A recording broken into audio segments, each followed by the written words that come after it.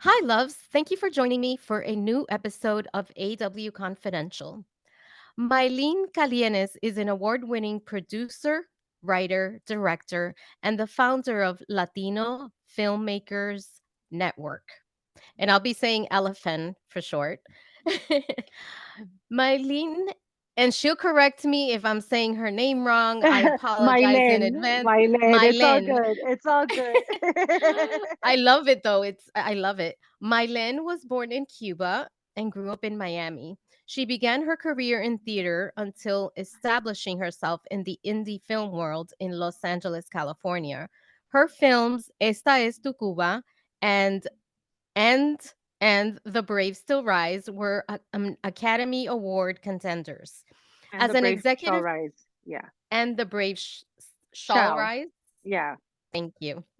As an executive producer of um, the Shadow of the Sun, Venezuela's official selection for Best International Film for the 96 Academy Awards. She wants to, with all this work, dismantle barriers and amplify our voices to create a more inclusive narrative in filmmaking. In 2023, Latino Filmmakers Network marked a decade of community at the Sundance Film Festival, and that is a huge accomplishment. Today, we're grateful to have Maylen with us to talk about Sundance, Latinos in the film industry, and how can we make individual contributions to encourage change. Welcome. How are you? Hi, and you got me live from Park City, I Utah. know. I love You it. I see see the behind me, it's snow in all the white, and back. I'm wearing the color of snow too. It looks like I didn't plan for it, but yeah. Um, yeah, I'm here First at the of all, Sundance Film Festival. thank you so much for doing this, taking time out of your busy schedule. First of all, how is Sundance? It's nice, I mean, again, like this is the 10th year anniversary for Latino Filmmakers Network, but I've been coming to the film festival for 16 years. Oh, wow. And of course, in between those 16 years, we had a pandemic. So there were like, I believe, was it 3 years that we went virtually because of the pandemic. I forget how many years that was. I know that we went back in person earlier last year, 2023. So that was interesting, coming out of all of that and then coming back on person and being in Park City, Utah, doing the whole experience, feeling the elevation and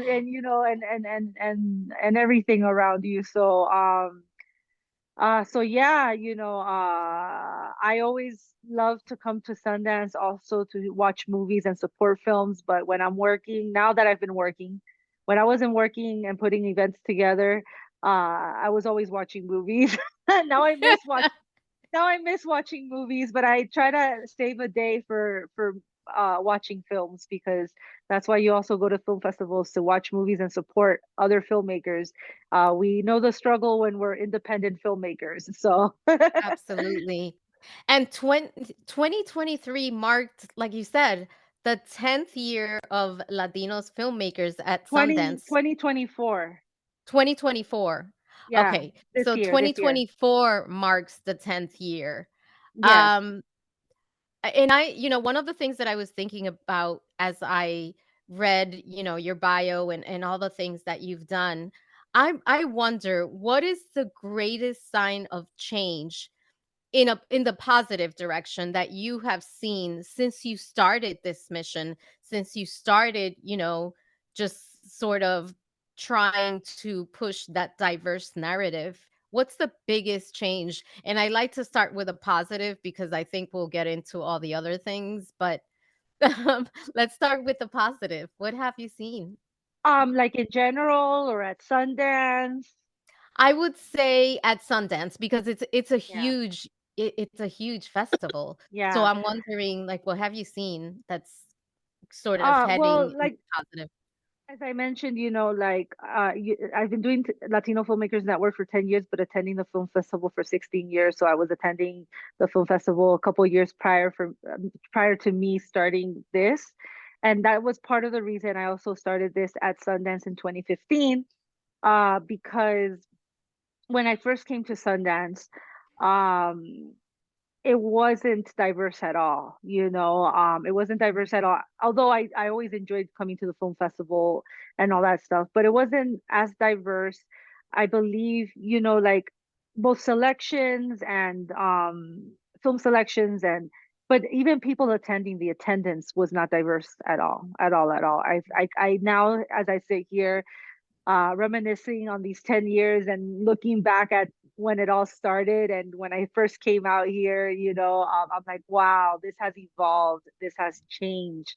Yeah. We've seen more people of color attending the film festival. We've seen, more diversity, more, different voices, even in the selection process, and in general as attendees. It's been quite a journey. I remember, coming back, as I said, wasn't diverse at all. The first, some of the, like the first few years that I was attending the film festival, I was also hanging out. There's a nonprofit organization that established themselves out here called the Black House Foundation, where they cater to Black filmmakers, and I thought that was really cool. And I was hanging out there a lot because even the events were not diverse at all. It was the Black House that had like that cool community of Black Yeah. filmmakers that would hang out there, and I would hang out there with them with great music and and just like and I miss my community. Like there was nobody really out here like representing our community, right?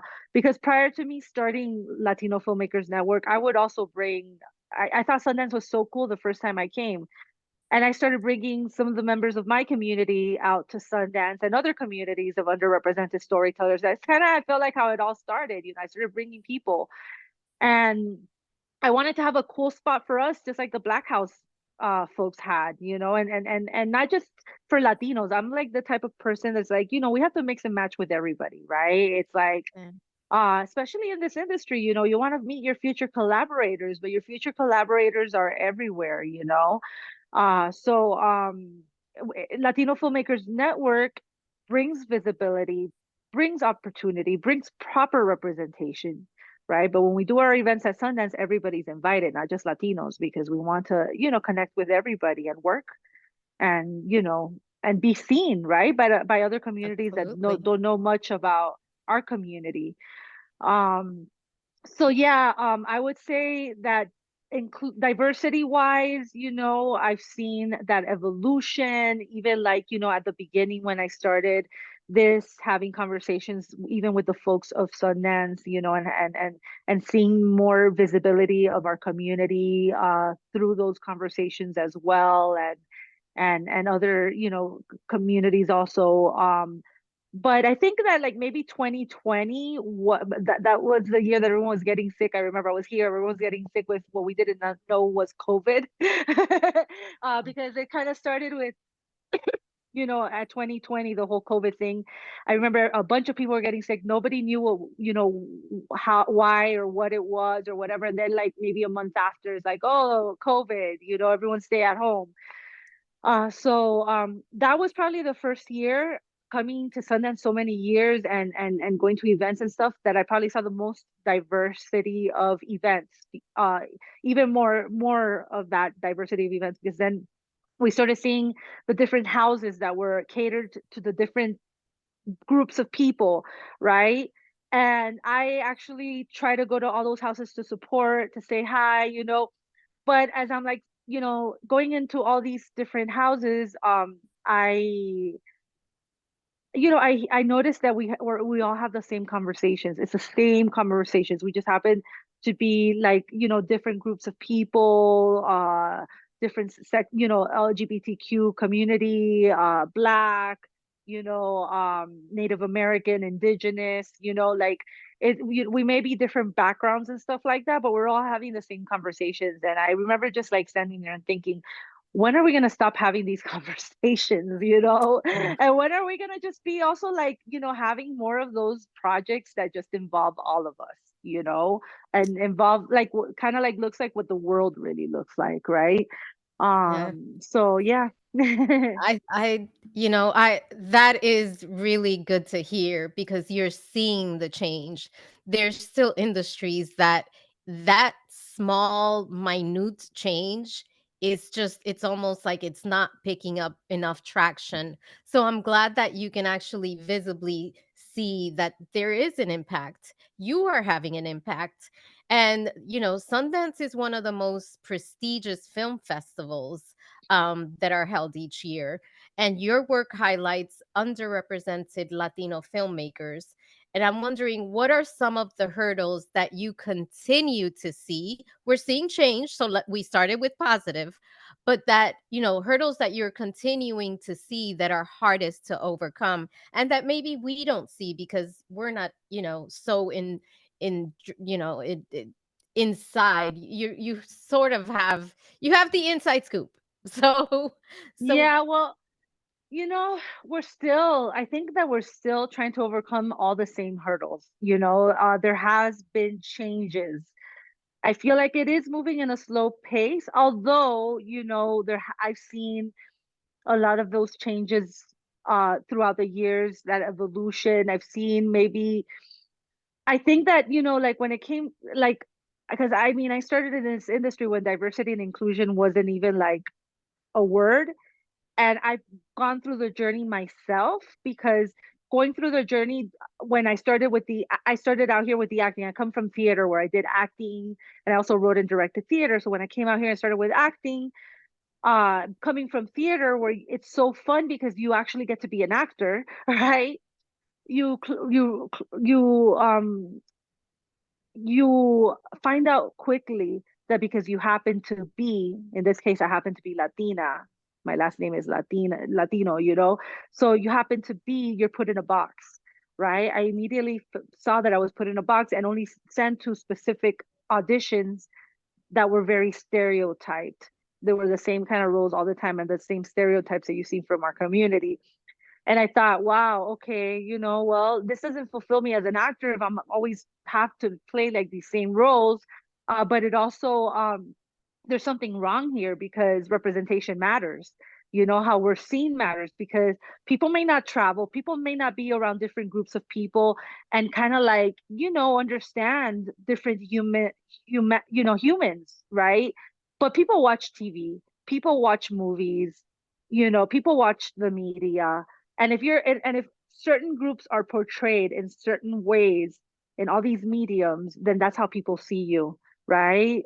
So that already was a problem. So then after I made my first short film that played at the ArcLight in Hollywood, that's where when I made the decision. My first short film that I wrote, directed, and produced. That's sitting in that chair watching my movie play on the big screen. That's when I made the decision that I wanted to focus more behind the cameras. And I started writing, directing, and producing my own short films, which were going into film festivals and stuff like that. Again, this is when diversity and inclusion wasn't even like a word in Hollywood.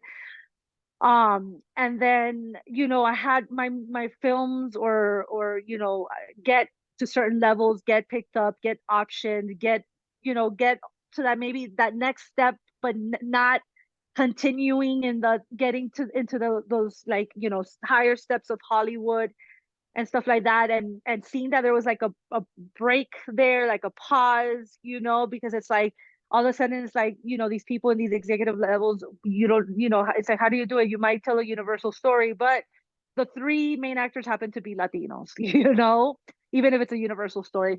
So seeing us again, a problem there, telling our stories, right?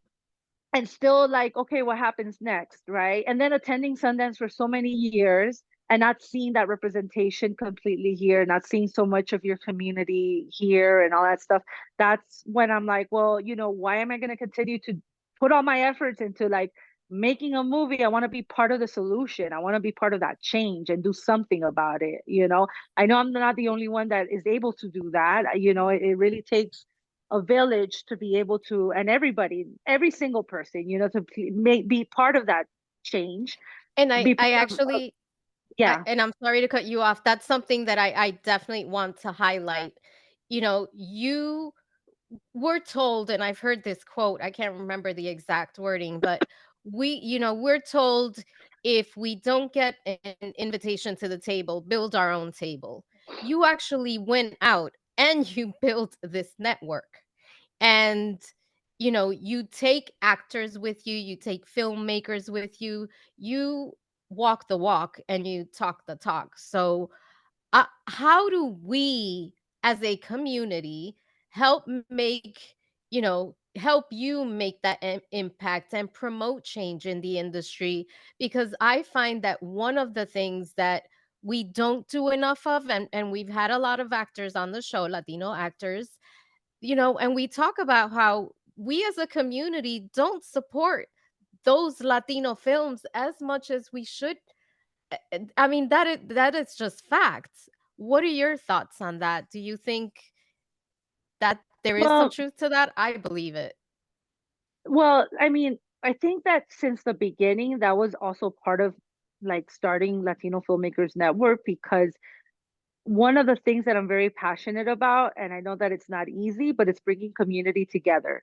At least I know I do it through my events and all that stuff and through social media or whatever, but community is so important, and Latinos, we're so diverse. Yes, we come from the different communities, the different backgrounds. We come from different colors, like people usually, we usually have to educate other people that we're so diverse within the Mhm. Latino community. We go from white to black, brown, indigenous, we have everything. We have the full spectrum.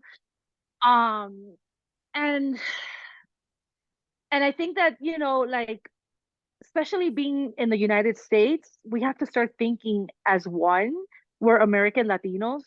I think that kind of has to like start registering. You should be proud of who you are, and where you come from. Because I'm proud of who I am and where I come from, but I also embrace other cultures and backgrounds.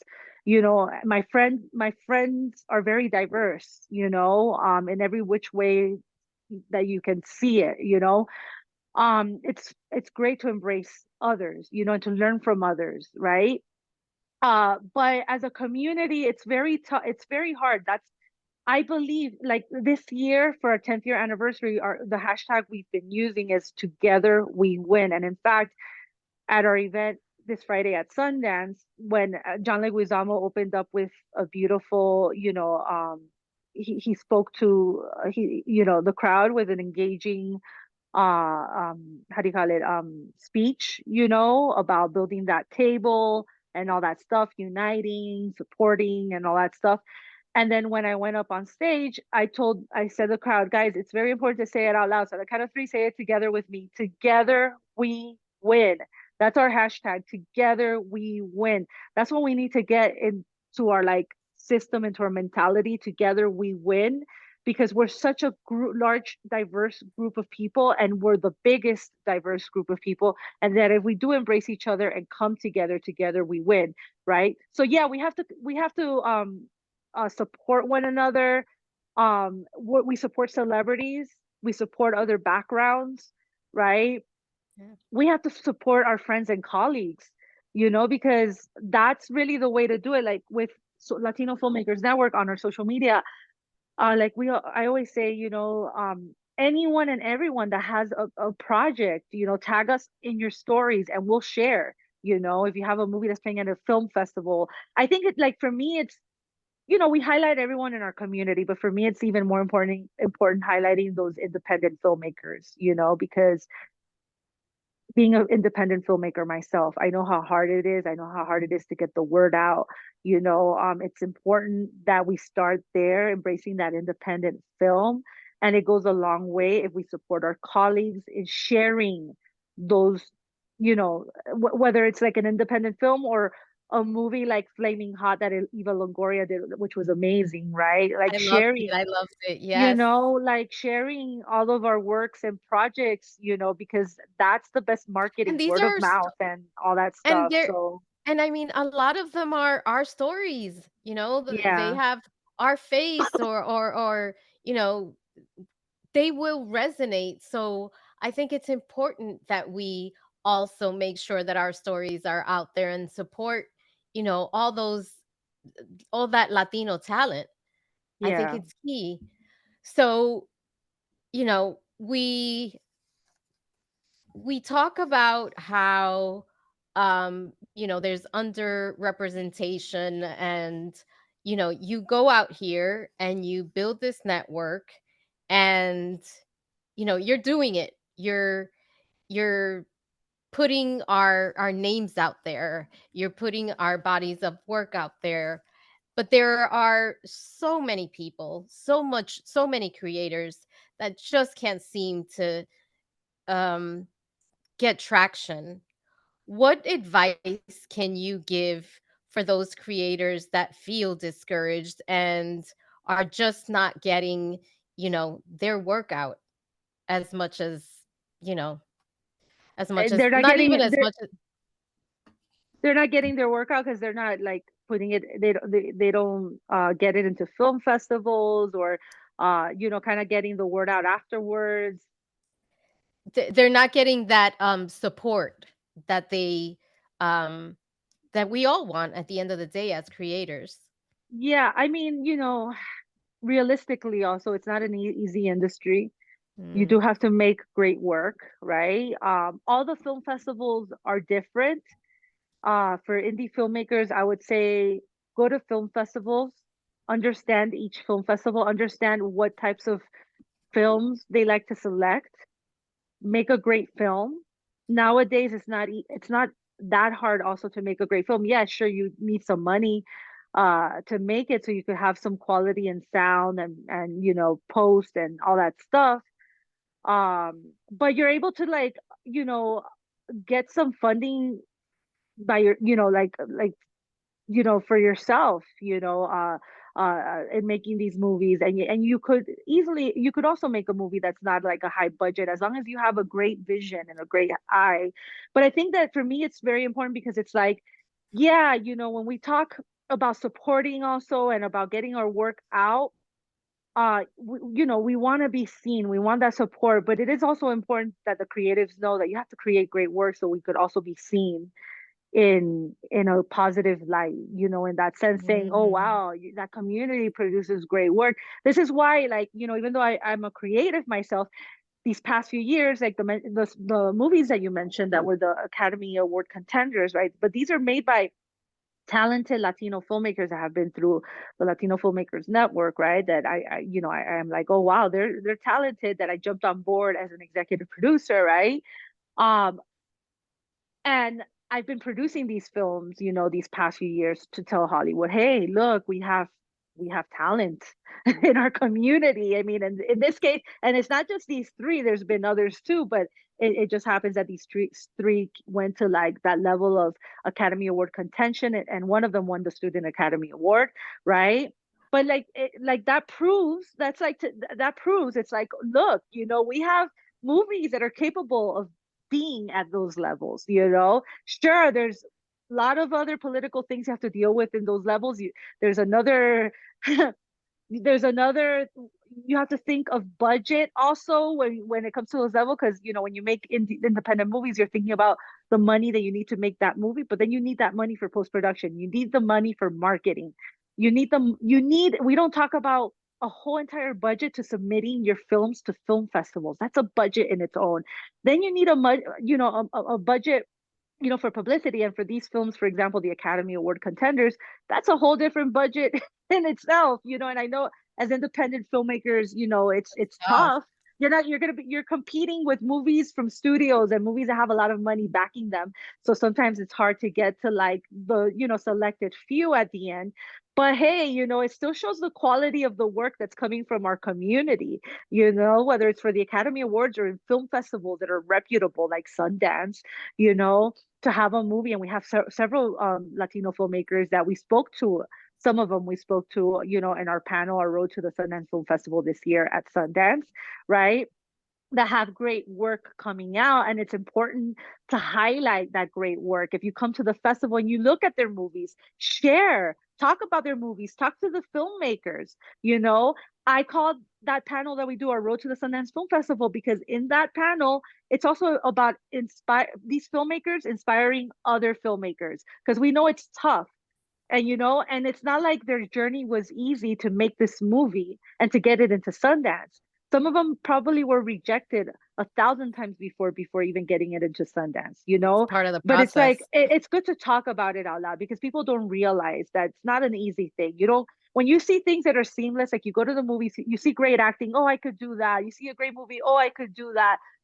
But try doing it. Yeah. It's not an easy thing. So it is important that you do, you work on your craft, and you work on your craft while doing it, by doing it. So if you're an actor, continue with your acting classes.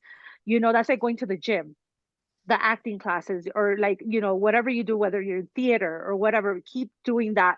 If you're working behind the cameras making movies, keep doing that, because you can make movies with your phone. And just like, that's a way of just keeping that vision and that storytelling, alive. Write every day, even if it's something that you're not like producing as a film, but just write. Right. So it's like, kind of like, you have to kind of like get in the habit. So yes, Exercise that muscle. you have to exercise that muscle. So yes, it is important that we support each other. That's like a huge thing, that I think that I feel like that, the support of each other, I feel like that is the answer to everything that we're always upset about. We're always upset about that same copy and paste article that comes out every single year, that Latinos are not represented as much in TV and film. Even though, Yeah. yeah, we've been represented a little bit more in these past few years than before, but like, it's frustrating. I read those articles, I'm frustrated, especially in the position that I am, that I'm trying to do something about it, you know? So I think that in the end, the answer is coming together. The answer is having stories come out of our community. But when we make these stories, make sure they are great. Make sure it's great quality stuff, to prove that we do make great quality stuff. Absolutely. Well said. Now, FLN is a community of amazing Latino talent, and it has been, I read somewhere, was described as a bridge that connects dreams to reality. I love that. What dream do you envision for the network? Um, I mean, I think that part of the dream that I've been envisioning for the network that we have been executing, is bringing community together, bringing and not just educating, but bringing community together, and exposing them also to other communities, and other folks from other communities that come together, right? And telling stories that come out of LFN, because everybody is like there, and everyone's like connected, and everyone's coming up together and supporting each other. I for many years, monthly, prior to the pandemic, which is something that I'm kind of like working on bringing back, because we also did it virtually. There's something that I was co-producing with another filmmaker, a Black filmmaker. His name is Floyd Reeves, right? We were co-producing something called the New Normal Reading Series, that was a monthly event in Hollywood. And then we went into Atlanta and we started it there. And in this monthly event, we had 5 groups: Black, Native American, Asian, South Asian. I think in Atlanta, we even had Middle Eastern, right? Of storytellers, which will submit 10 pages of their written script, right? And then we had actors from the same backgrounds do a live reading of the stories. And all of these community in one night of those months would come together on the same stage to do a live reading of these stories. And so we had all those communities under a roof, and it was an event very well attended, right? All these communities under that roof, and out of and to me, because I headed the Latino group, and then we had other people, other leaders of those communities heading those groups, right? And within my group, within the Latino group, I saw, I would always tell them, listen, in the end, we may be Latinos, we may be from different backgrounds, we're American Latinos, we're artists, we're here to serve the writer. You know, I think that out of everything I've ever done in this industry or attended, like to me, that has been something I've been the most proud of, the New Normal reading series, because uh, bringing the group of our Latino Latinx community together, right? I saw a community working with each other. I saw community supporting each other. I saw people calling each other, say, "Hey, there's this opportunity for you." I saw people coming back and supporting other people from our community and the other communities, right? And then having all of those storytellers under a roof. I saw people coming together from all those different underrepresented backgrounds, telling stories together, and some of them have had like super successful stories. They've broken through like in Hollywood in different mediums, you know? So to me, that is special, like just, people always want to get a shot, people want to meet with that executive and that producer and all that stuff. But I think that again, where it's within our own communities. It's about building that bridge and that community of us coming together and telling those great stories and, the support, like it's those levels. And then that is really, I think, what speaks volumes. And that's when people pay attention. I love that you just keep using that word, which we need to hear. Community. It's really important. So, one of the things that I love to do at the end of interviews is have our guests share a quote, a mantra, a message, something to leave the community with. And I just want to ask you if there was one message that you can leave with every member of our community, and we have a huge community, what would it be as far as how do we, one thing we can do to support you, that each one of us can do, and I believe that if each of us does something small, collectively we'll make change. So, what is your message? Well, I think that right now the message, now that you said all of that, that comes to mind, because I would have several messages, but one of the messages is because people usually think that the only way that they could make a difference is by being famous. I did not start Latino Filmmakers Network. I'm not famous, and I didn't start this with having like a recognizable name to me or anything like that. So I think people have like the wrong idea that you could only make a difference if you're like in a certain level. You can make a difference at any level. I've been giving opportunities to people. Something I'm also proud of is because that I've been giving so many opportunities throughout the years to so many people, whether I had Latino Filmmakers Network, and before even having Latino Filmmakers Network, I was always very conscious, and I would think of other people and I would support them in any way that I can. Or if there was an opportunity that arose, I would always call them and be like, hey, there's this opportunity that I think it's perfect for you.